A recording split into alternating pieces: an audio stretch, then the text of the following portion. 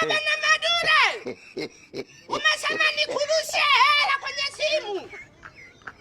Sasa mimi kila nikijitahidi kurusha hazikuji, zinaishia hapa. Ninarusha haziji. Kila nikizitupa, ona, nimekaa kwenye mlima hapa sawa. Ninajitahidi kukurushia hazikuji.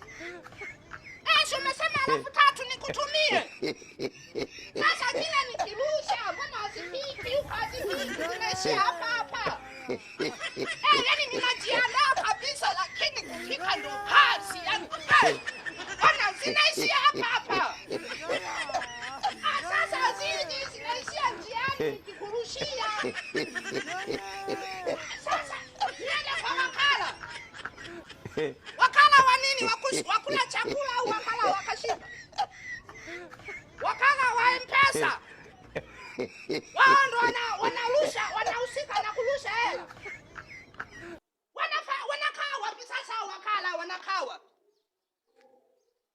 Sasa sikiliza, wale wakala na wenyewe watarusha hela lakini kama mimi sasa mbona kila nikirusha hazikuji huko? Umesema nikurushia kwenye simu. Okay, nimepata wazo. Kumbe mimi nilikuwa nakosea.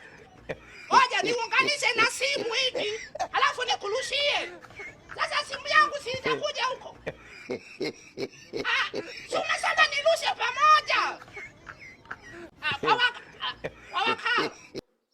Wakala si lazima atarusha. Wakala si lazima naye atarusha. Atatuma.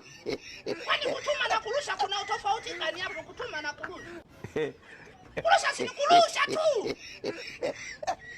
Bana sikiliza. Wacha niende nikamtafute mjukuu wangu nani yule. Kilisa atanifundishe kwamba kurusha hela wanarusha. Kwanza wewe 3,000 yani ni wewe 3,000 yani ni wewe. Haya ngoja nifanane.